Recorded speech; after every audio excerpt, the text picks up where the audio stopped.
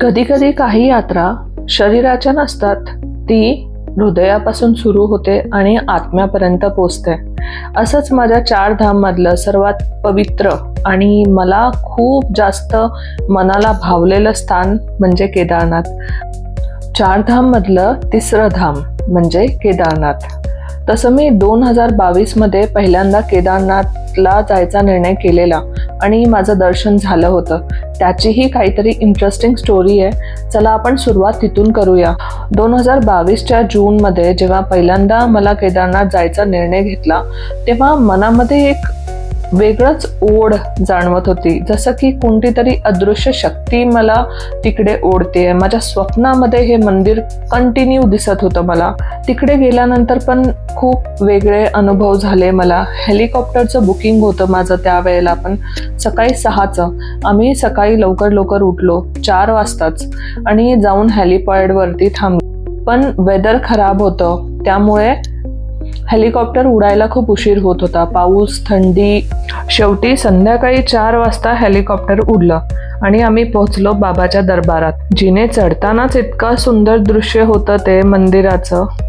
जसं मंदिराच्या दिशेने चाललो, प्रत्येक पायरीवरती मला जाणवत होतं हा प्रवास काहीतरी वेगळा आहे.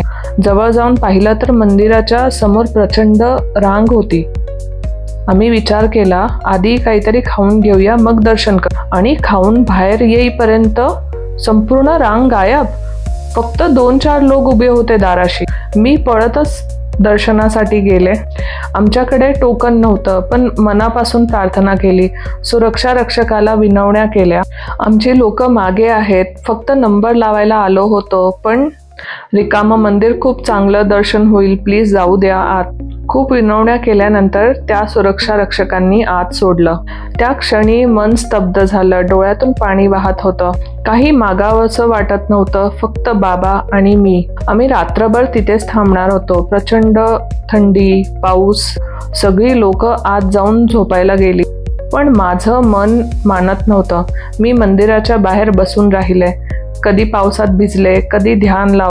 मला कसलंच भान नव्हतं.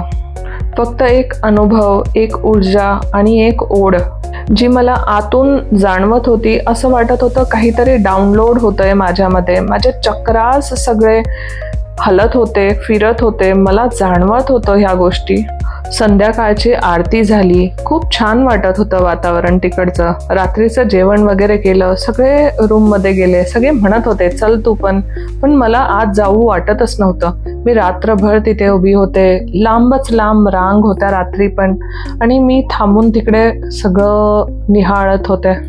पुन्हा काही दर्शनाचा योग झाला नाही, पण जे बाहेर बसून मला जाणवत होतं मंदिराच्या नंदीजवळ, ते अप्रतिम होतं. असं वाटलं की देव फक्त मंदिरात नाही आहेत, ते सगळीकडे आहेत. पहाटेच्या पहिल्या सूर्यकिरणापर्यंत मी तिथेच बसून होते आणि हा अनुभव अतिशय सुंदर होता. जो चमकणारा पर्वत दिसत होता मंदिराच्या मागे, तो शब्दात सांगू शकत नाहीये मी. मला तिथे हे क्षणाक्षणात जाणवत होतं. बाबा मूर्तीत नाही, बाबा पिंडीत नाही, बाबा माझ्या श्वासात आहेत. जो काही अनुभव घेतला तो खूप वेगळा होता.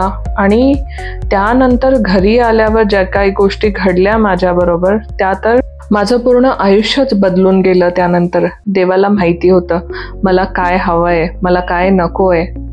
त्यांनी खूप प्रॉब्लेममधून मला बाहेर काढलं आणि प्रत्येक क्षणाक्षणाला माझ्यासोबत होते. ह्यावेळी मी फक्त देवाला थँक्यूच म्हणायला आलेले. या 2025 मध्ये यावेळी परत बोलवणं आलं, पण काहीतरी वेगळं होतं यावेळी. पायाला फ्रॅक्चर, डोलीनी पण वर जाणं पॉसिबल नव्हतं. पाऊस भरपूर चालू होता. यावेळी पण मी टूरमध्ये गेलेले. माझ्या सोबतचे सगळे वर गेले आणि मी खालीच थांबले. मन थोडं उदास होतं, पण आतून आवाज येत होता, या मागे पण देवानी काही ना काही विचार करूनच ठरवलं असेल. मला साधारण 3 दिवस खाली राहायचं होतं. म्हणजे अगदी केदारनाथाचं जे डोंगर आहे ह्याला केदार घाटी म्हणतात. टूर ग्रुपनी दिलेलं हॉटेल खूपच खराब होतं. स्वच्छतेचा अभाव, मन अजिबात शांत नव्हतं. 3 दिवस कशी राहणार अशा ठिकाणी. म्हणून प्रथमच मी स्वतः हॉटेल बदलायचा निर्णय घेतला आणि हॉटेल शोधलं आणि मला सापडलं हॉटेल महाकाली. फाटा जी जागा आहे त्याच्या अगदी जवळपासच हे हॉटेल आहे. अतिशय सुरक्षित, ऊर्जेने भरलेलं, पॉझिटिव्ह, अक्षरशः जसं मला हवं होतं तसं. इथे घरासारखं चविष्ट सात्विक जेवण, नीटनेटके रूम्स, मैत्रीपूर्ण आणि प्रेमळ कर्मचारी आणि सर्वात महत्त्वाचं अशी जागा जिथे तुम्ही केवळ थांबत नाही, तुम्ही बाबाला अनुभवता. तिथे घालवलेल्या 3 दिवसात माझं जीवन पूर्ण बदलून टाकलं. मी खूप ध्यान केलं. तिकडच्या शांततेने आणि बाहेरच्या वातावरणाने मला गहिवरून टाकलं. देहातला प्रत्येक पेशी जसं की केदारनाथ घाटीची ऊर्जा माझ्यामध्ये समावित होत होती.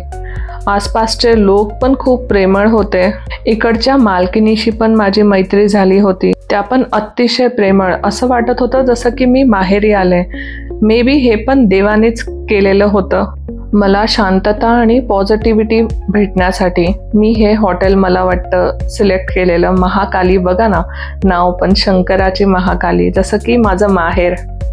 इकडची स्वच्छता मला खूप आवडली, कारण कमी सोर्समध्ये पण इतक्या साऱ्या फॅसिलिटीज अवेलेबल करून देणं ही खूप मोठी गोष्ट आहे. आणि इकडे केदारनाथला या गोष्टी भेटणं खूप मुश्किल आहे. जी लोक इकडे आली आहेत त्यांना नक्की माहिती असेल. जर तुम्ही कधी प्लॅन करत असाल तर डेफिनेटली तुम्ही विजिट करायला पाहिजे इथे. इथून समोरूनच हेलिकॉप्टर जात होते जे केदारनाथ बाबापर्यंत माझा मेसेज पोचवत होते. प्रत्येक हेलिकॉप्टरला बघून असं वाटायचं की मला तिकीट भेटलं असतं तर. पण मला त्याचा जास्त रिग्रेट वाटलं नाही, कारण जेव्हा मी मेडिटेशन करायचे, डोळे बंद करायचे, मी स्वतःला बाबाच्या गर्भगृहात फील करायचे. हे 3 दिवस मी एकटी होते आणि हा एकटेपणा, हा मेडिटेशन, हा अनुभव शब्दात व्यक्त करता येत नाही, पण हे जीवनासाठी अति महत्त्वाचं होतं हे मला कळलं. नवीन लोकांशी ओळख झाली. माझ्या सोबतची जी लोक वर गेलेली ती खाली आल्यावर म्हणायला लागली की भयंकर गर्दी, भांडणं, आणि कुणाचं दर्शन होऊ शकलं, कुणाचं दर्शन होऊ पण शकलं नाही. राहायची, खायची व्यवस्थित व्यवस्था नव्हती वर. मला कळलं देवानी का मला इथे थांबवून ठेवलं. मे बी मी वर गेले असते तर असं कनेक्शन मला फीलच झालं नसतं. केदारनाथ हे फक्त ठिकाण नाही, तो एक संवाद आहे आपण आणि आपल्यातल्या देवाचा. त्याच्यासाठी फक्त तुमचं कनेक्शन हवंय त्याच्याबरोबर स्ट्रॉंग. जेव्हा तुम्हाला जग थकवतं ना, त्यावेळेला बाबा तुम्हाला बोलवतात आणि म्हणतात ये इकडे येऊन शांत हो, एनर्जाइज हो आणि परत रिचार्ज हो. जय श्री केदारनाथ. ओम नमः शिवाय आणि हर हर महादेव.